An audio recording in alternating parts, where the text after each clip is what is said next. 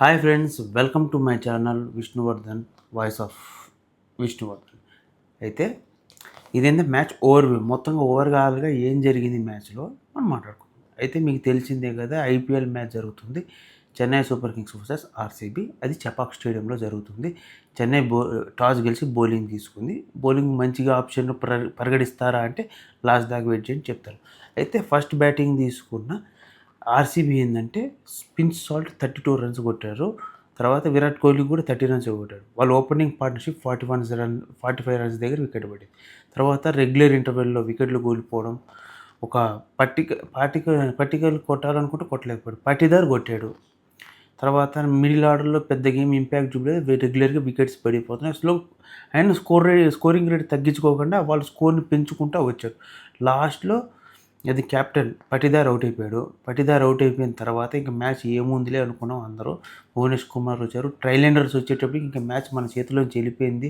RCB చేతిలోంచి వెళ్ళిపోయింది. ఇంకా 176 టార్గెట్ చేజ్ చేసేయచ్చు అనుకున్నాం. కానీ లాస్ట్లో వచ్చిన టీమ్ డేవిడ్ ఒకే ఓవర్లో 22 రన్స్ స్కోర్ చేసి మ్యాచ్ని 196 తీసుకుపోయారు. అంటే ఇక్కడ నేను చెప్పేది ఏంటంటే, అప్పటికి చెన్నై సూపర్ కింగ్స్ వాళ్ళు ఏమనుకున్నా 176, 180 దగ్గర చేజ్ చేయడానికి ఉంది స్కోర్, మనం చేజ్ చేయొచ్చు అనుకున్నాం. కానీ వాళ్ళు సైకలాజికల్గా టీమ్ డేవిడ్ కొట్టిన 20 రన్స్ కొంచెం ఎక్స్ట్రా రన్స్ అయిపోయి 196 దాకా తీసుకెళ్ళిపోయింది స్కోరు. సో అది ఇంకా టఫ్గా అయిపోయింది.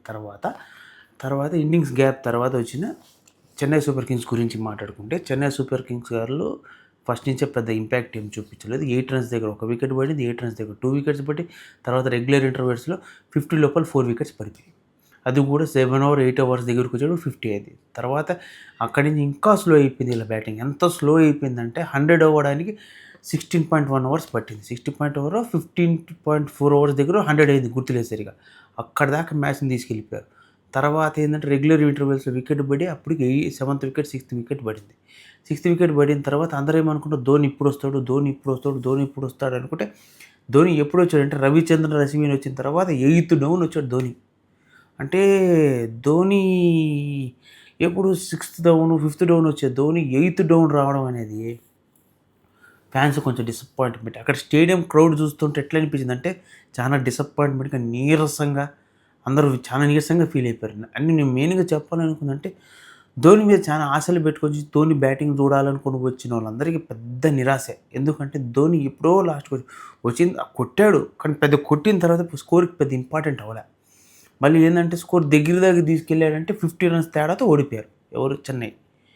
ఇంకా అంతగా ఏంటంటే రెగ్యులర్ ఇంటర్వెల్స్లో వికెట్లు పడిపోవడము, బ్యాట్స్మెన్ పెద్దగా స్కోర్ చేయలేకపోవడము, ఆ పిచ్ డిఫికల్ట్నెస్ పెరిగిపోవడం సెకండ్ బ్యాటింగ్లో. వీళ్ళు ఏంటంటే టాస్ గెలిచి బౌలింగ్ బదులు బ్యాటింగ్ తీసుకున్నా కూడా కొంచెం గెలిచే ఛాన్సెస్ ఎక్కువ ఉంటాయి. కానీ వాళ్ళు టాస్ గెలిచి బౌలింగ్ తీసుకోవడం వల్ల ఏమైందంటే వికెట్లు సరిగా స్కోర్ చేయలేకపోవడము, ప్లస్ రెగ్యులర్ ఇంటర్వెల్స్లో వికెట్లు పడిపోవడము. దాంతో ఏమైపోయిందంటే మ్యాచ్ పూర్తిగా వాళ్ళ చేతిలోంచి వెళ్ళిపోయింది. స్కోరింగ్ రేటు, రన్ రేటు విపరీతంగా పెరిగిపోయేటప్పటికి ప్రెజర్ ఫీల్ అయిపోయి రెగ్యులర్గా వికెట్లు కోల్పోయారు. లాస్ట్లో ధోని వచ్చినా కూడా ఏం చేయలేకపోయారు. అది ఓవరాల్గా చెన్నై సూపర్ కింగ్స్. ఓవరాల్గా ఇక్కడ 100% పర్ఫార్మ్ ఇచ్చింది ఎవరంటే ఆర్సీబీ వాళ్ళనే చెప్పుకోవాలి. ఆర్సీబీ వాళ్ళు 100% ఇచ్చారు. బ్యాటింగ్లో అయినా కానీ బౌలింగ్లో అయినా. బ్యాటింగ్లో వికెట్లు పడుతున్నా కూడా వీళ్ళు స్కోర్ చేశారు. బౌలింగ్ వచ్చేటప్పటికి వికెట్లు రెగ్యులర్గా తీశారు. ఇంకోటి చెప్పాలంటే Chennai super Kings main minus point ఏంటంటే రెగ్యులర్ ఇంటర్వెల్స్లో 5 క్యాచ్ల దాకా మిస్ చేశారు. మంచి క్యాచ్లు 5 క్యాచ్లు పట్టుంటే ఇప్పుడు స్కోర్ వేరేలాగా ఉండేది. మేబీ వాళ్ళు కమాండింగ్ పొజిషన్ నుంచి గెలిచే పొజిషన్ దాకా వచ్చేవాళ్ళు. సో వాళ్ళకి అడ్వాంటేజ్ అవ్వడం. కానీ ఇక్కడ ఆర్సీబీ ఒక హిస్టరీ సృష్టించింది. ఏంది తెలుసా? దాదాపు 18 ఏళ్ల తర్వాత, 17 ఏళ్ల తర్వాత చెన్నై సూపర్ కింగ్స్ హోమ్ గ్రౌండ్లో చెన్నై సూపర్ కింగ్స్ ఓడించి వాళ్ళు గెలిచారు. ఇప్పుడు ఏంటంటే 18 years పట్టింది గెలవడానికి. అంత టఫ్గా ఈరోజు ఆర్సీబీ వండర్సే చేసింది. నిజంగా చెప్పినట్టు వండర్. ఎందుకంటే 18 years తర్వాత ఆ స్టేడియంలో మ్యాచ్ గెలవడం అనేది చిన్న విషయం కాదు కదా. గెలిచారు. అలాగా ఈరోజు ఆర్సీబీ పెద్ద చరిత్ర సృష్టించింది. 50 రన్స్ తేడాతో గెలిచింది. ఎప్పుడు చూడండి ఏంటంటే ఆర్సీబీ బౌలింగ్ స్ట్రాంగ్గా కనపడుతుంది. ఎందుకు చెప్తానంటే లాస్ట్ మ్యాచ్లో ఆర్సీబీ బౌలింగ్ చూసుకుంటే మనకి ఆశలు లేవు. అంటే ఆశలు ఉన్నాయి. లాస్ట్ మ్యాచ్లో ఏదో ఫ్యూక్లో వేసారు అనుకున్నాం, కానీ ఈ మ్యాచ్లో కన్సిస్టెన్సీగా పర్ఫామ్ చేసి మ్యాచ్ని గెలిపించుకున్నారు. ఇక్కడ మనకి ఏంటంటే ఆర్సీబీ బౌలింగ్ చూసినప్పుడు అందరూ నవ్వారు. ఏంది బౌలింగు అనుకున్నారు. ఒక భువనేశ్వర్ కుమార్ తప్ప పెద్ద ఇంపాక్ట్ చూపించే బౌలర్ ఎవరు లేరు. జాస్ హేజిల్వుడ్ ఉన్నా కూడా ఎప్పుడో వేసాడు బౌలర్. అది అయితే మనం చెప్పుకోవాల్సిందంటే ఇక సన్ రైజర్స్ బౌలింగ్ చూసుకుంటే భయంకరమైన టఫ్ ఏందిరా బాబు ఈ బౌలింగ్ అనుకున్నాం కానీ నిన్న మ్యాచ్‌లో హ్యాండ్ ఇచ్చేసారు. సో, అలా. సో, ఆర్‌సీబీ బౌలింగ్ బాగుంది. బ్యాటింగ్ యూనిట్ కూడా బాగుంది. ఓవరాల్‌గా ఆర్‌సీబీ ఆల్ రౌండ్ పర్ఫార్మెన్స్‌తో ఈ మ్యాచ్‌ని గెలుచుకుంది. Thank you for watching. Stay tune for more videos. ఈ మ్యాచ్‌లో చెప్పాల్సింది ఏందంటే ఆర్‌సీబీ మ్యాచ్ గెలిచింది. చెన్నై సూపర్ కింగ్స్ హృదయాన్ని గెలిచింది. Thank you for watching. Stay tune to more videos.